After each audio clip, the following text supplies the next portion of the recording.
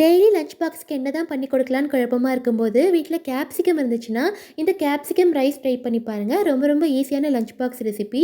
இது பண்ணுறதுக்கு முதல்ல ஒரு பவுடர் ரெடி பண்ணிக்கலாம். அதுக்கு ஒரு பேன்ல 1 ஸ்பூன் கடலைப்பருப்பு, 1 ஸ்பூன் உளுத்தம்பருப்பு, 4 பட்டை மிளகாய் சேர்த்து லைட்டா வறுபட்டதுக்கப்புறம், ஒரு 2 ஸ்பூன் அளவுக்கு கொத்தமல்லி, 2 ஸ்பூன் வேர்க்கடலை, 1/4 ஸ்பூன் மிளகு, 1/4 ஸ்பூன் சீரகம் சேர்த்துட்டு, எல்லாம் சேர்ந்து நல்லா வறுபட்டதுக்கப்புறம், ஒரு 2 ஸ்பூன் அளவுக்கு தேங்காய் ஆட் பண்ணிவிட்டு நல்லா ஃப்ரை பண்ணிவிட்டு இது ஒரு சின்ன மிக்சர் ஜாருக்கு மாற்றி பவுடர் பண்ணி எடுத்து வச்சிடலாம். அடுத்ததாக ஒரு பேனில் 2 ஸ்பூன் அளவுக்கு எண்ணெய் சேர்த்துட்டு, எண்ணெய் நல்லா சூடானதுக்கப்புறம் கடுகு, கடலைப்பருப்பு, உளுத்தம்பருப்பு சேர்த்துட்டு, ஒரு ஸ்பூன் அளவுக்கு வேர்க்கடலையும் ஆட் பண்ணிவிட்டு, ஒரு பச்சை மிளகாய், கொஞ்சமாக கருவேப்பிலை இலைகள், பெருங்காயத்தூள், ஒரு 1/4 ஸ்பூன் அளவுக்கு மஞ்சள் தூள், தேவையான அளவுக்கு உப்பும் சேர்த்துட்டு நல்லா வதக்கி விட்டுடலாம். அடுத்ததாக இது கூடவே நம்ம கட் பண்ணி வச்சுருக்க 2 குடமிளகாயும் ஆட் பண்ணிவிட்டு, குடமிளகாய் நல்லா குக் ஆகிற அளவுக்கு இதை வதக்கி விட்டுட்டு, நம்ம வேக வச்சு வச்சுருக்க சாதத்தை இது கூட ஆட் பண்ணிவிட்டு, நம்ம அரைச்சி வச்சுருக்க பவுடரையும் சேர்த்துட்டு நல்லா கிளறி விட்டு இறக்கணும்னா சூப்பரான கேப்சிகம் ரைஸ் ரெடி ஆகிடுச்சுங்க.